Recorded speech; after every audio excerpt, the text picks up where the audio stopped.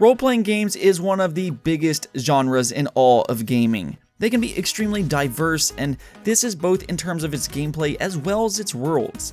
They are often some of the most creative with their world building, allow you to create your own characters as well as offer some of gaming's best stories. The question is, what is the best RPGs on the market for the Nintendo Switch? And that's why I'm here, to help you find the top 15 best RPGs on the Nintendo Switch. With that said, the definition of RPGs have become more and more confusing over the years, and because of that, I do have two separate RPG lists for the Nintendo Switch.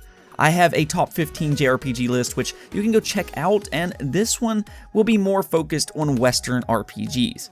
What that means is that these games will not be developed in Japan, but there is a few that actually is inspired by JRPGs, so keep that in mind. Also keep in mind that all of this is my opinion, so if yours is different, let me know in the comments below so others can discover those games as well. With that out of the way though, let's get right into the video, and here is the top 15 best RPGs on the Nintendo Switch. At number 15, I have West of Loathing, which is an hysterical turn-based RPG where you can become a true cowpuncher. Yes, that is an actual class in the game, and it's this kind of humor that carries it from beginning to end. The turn-based combat itself is relatively simple, and you will gain some magical weapons such as an enchanted pistol as you progress through the game. But it doesn't really challenge you to experiment all that much. The combat still is very solid, but again, it's just not very challenging. But if you are looking for a charming game with a lot of humor, West of Loathing may be worth your time. Earthlock is the first game on this list heavily inspired by JRPGs like Final Fantasy. This was actually a Kickstarter game, and originally when it released, it was kind of met with mediocre reviews, but this developer went back to fix its problems and set to re-release it. The new release is much better this time around, and though I think the story is just okay, I have to say the one thing that Earthlock really excels at is its turn-based combat. I really like that certain characters are really geared more towards the offensive side of things, while others is more for support, and I think if you like old school JRPGs with turn-based combat and an isometric overworld that you explore to get to your next destination, you may really like Earthlock. Much like Earthlock, Cosmic Star Heroine is yet another game inspired by JRPGs, though I think Cosmic Star Heroine is more similar to something like Chrono Trigger, which is widely considered the best JRPG ever made. Much like Chrono Trigger though, the combat in Cosmic Star Heroine is excellent, and it allows you to see your enemies before entering a battle. You have several spells to choose from, and I think if you like combat for RPGs alone, then this is a great game to buy. The story, however, was just a little too straightforward and didn't really blow me away, but I do think it has an excellent world and the pixel art is outstanding. Overall, it's a good solid game and may be worth checking out if you like games like Chrono Trigger. Darkest Dungeon is probably one of the better hidden gems for RPGs. I've never really heard many people talk about this game, but don't be shocked when this game grabs you and sucks you in. It is a roguelike RPG with permadeath on your characters. It also has a very grotesque horror-like art style, and I think it's very fitting for Darkest Dungeons and the mood it tries to convey. I say this because this is a very difficult game, and it even has stress levels in the game where your characters can die for different stress level reasons. It's a twist on the genre, but I think it's interesting and keeps you on your toes. Overall though, if you like difficult turn-based RPGs, then go check out Darkest Dungeon. If you ever told me that South Park would have a good RPG, let alone one of the best on the market, well, I wouldn't have believed you. But somehow Obsidian Entertainment managed to do just that. There is two different South Park games, both of which is great, and that's because they are hilariously fun. Of course, if you like this sense of humor for the South Park franchise, then you will immediately like South Park: The Stick of Truth and its sequel. But what is so surprising is that it also has a good combat system. It is a turn-based combat system, and I'm not going to say it's the most complex ever, but it is good with each character having their own abilities and uses. At the end of the day though, you enjoying either of the South Park games will be pretty much dictated on if you like the sense of humor it has. Battle Chasers is the third entry on this list that is heavily inspired by JRPGs, and out of the three, it is probably the most successful. It has an engaging story with fun characters, and it has fun turn-based combat using a party of 3. And I think the combat system adds an extra layer that you don't often see in JRPGs.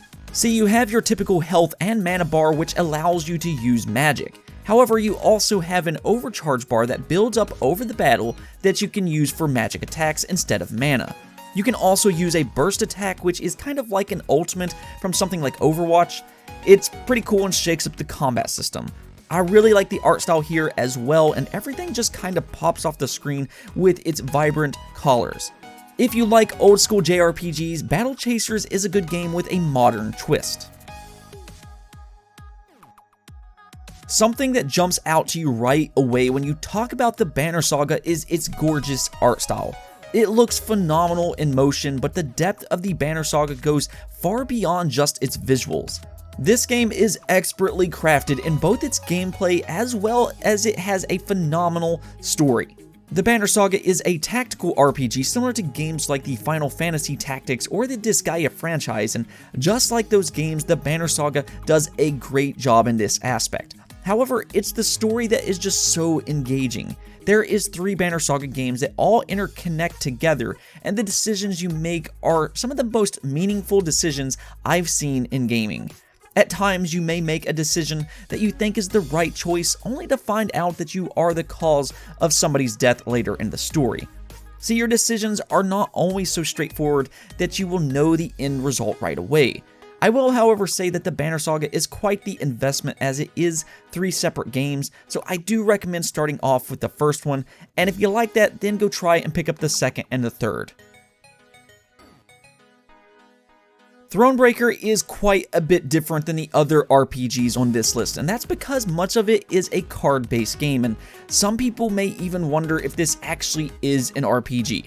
Well, the thing is, Stonebraker also has you exploring an overworld where you can talk to different characters and take several side quests, as well as the story can be directly impacted by the decisions you make. There is also a morale system that can either positively affect your deck or negatively depending on what you do in this overworld. Now, with that said, there is 2 major aspects to this game, which is the card game that is Gwent from the popular Witcher franchise, and also its story. If you like Gwent, you're going to like the card-based aspect of this game, but the story is particularly very good, and I think that's what surprised me the most. You're no longer Geralt from Rivia, but instead you play the role of Reeve, the Queen of Lyria and Rivia, and just like the mainline Witcher franchise, the story is once again absolutely gripping. While this may not be like other RPGs, it's just too good for me to not put on this list. So I cheated here and chose both Planescape Torment and Baldur's Gate. In a lot of ways, I wanted to put these higher up on the list as they arguably are the best RPGs ever made, but I think them being so old school will unfortunately turn some fans off. They are isometric RPGs with very dated graphics, but do not let that fool you from how good these games actually are. They are a bit of opposites though, and here is the 2 things you will need to know about each one. Planescape is more of a story-driven game, and in fact, I think it may be the best written story in all of gaming. It's a masterpiece in terms of its story. On the other hand, Baldur's Gate is the one that excels with its combat, so I think it depends on which style you like more. Do you like more story-driven games, or do you like combat? And then choose from there. Just prepare to do a lot of reading when you play these games.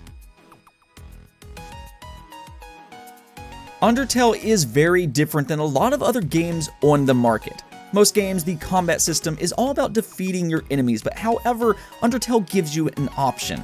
You can defeat your enemies, or you can try to befriend everyone to the point you never defeat a single enemy throughout the entire game. Each enemy, though, will have different ways to achieve this goal, so it's not always so straightforward.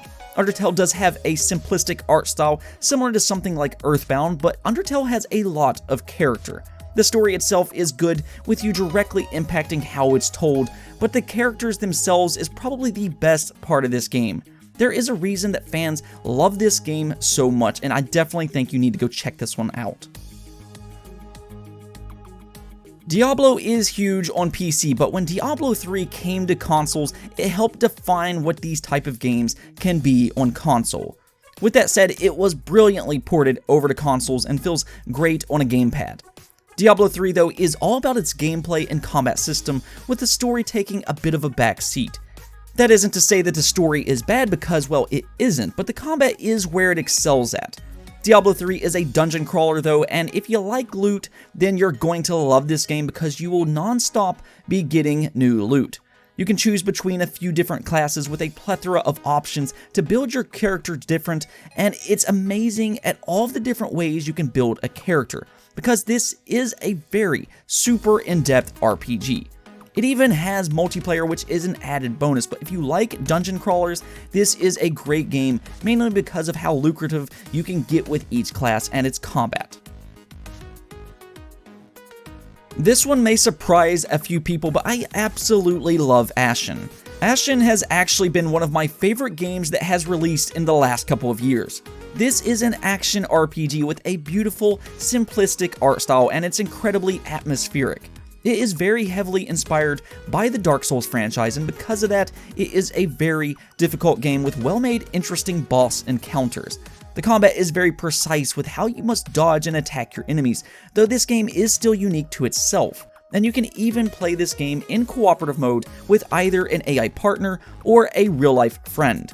You can turn this option off as I did and play it completely solo, but you can even find other real-life people roaming the same world that you are. You won't be able to talk to each other, but you can ping each other and either help one another out or go your own separate ways. Ashen doesn't seem very well known by a lot of people, but I do think this is a must-play RPG, especially if you like a challenge in your games. It's hard to believe, but Skyrim is almost 9 years old, and still to this day, it's among the very best RPGs on the market, especially for the Nintendo Switch. That's a real testament to how good this game truly is, and how well Bethesda has built the world. In fact, I think that is what Skyrim does best.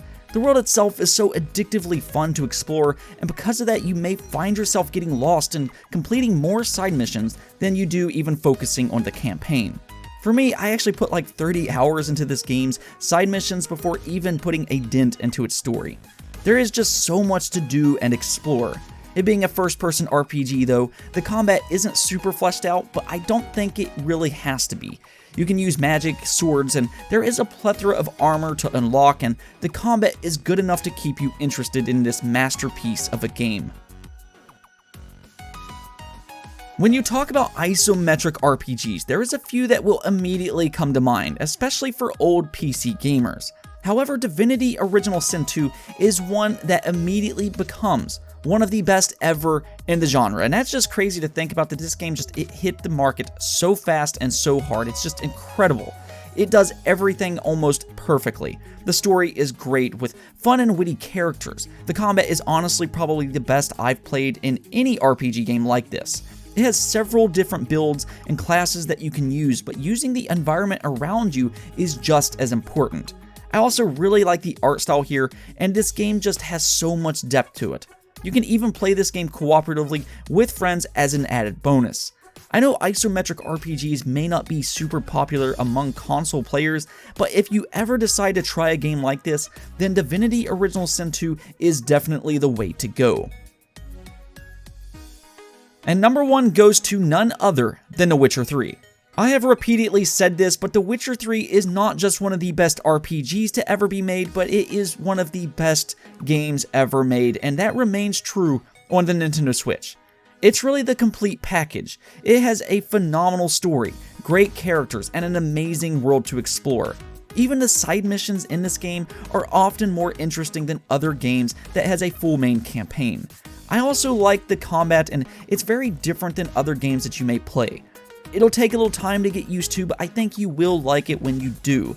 There are several different light magics that you can use as a Witcher, and you can also upgrade your physical attacks as well, and even unlock new moves later in the skill tree. The Witcher 3 may not visually look as good as it does on the Xbox, PlayStation, or the PC version, but at the end of the day, The Witcher 3 is a true masterpiece and a must-play for any RPG fan. Anyways though, that's it for this video, but if I missed any of your favorite games, let me know in the comments below, and if you liked the video, don't forget to hit the bell notification and subscribe button for more content just like this. Peace out.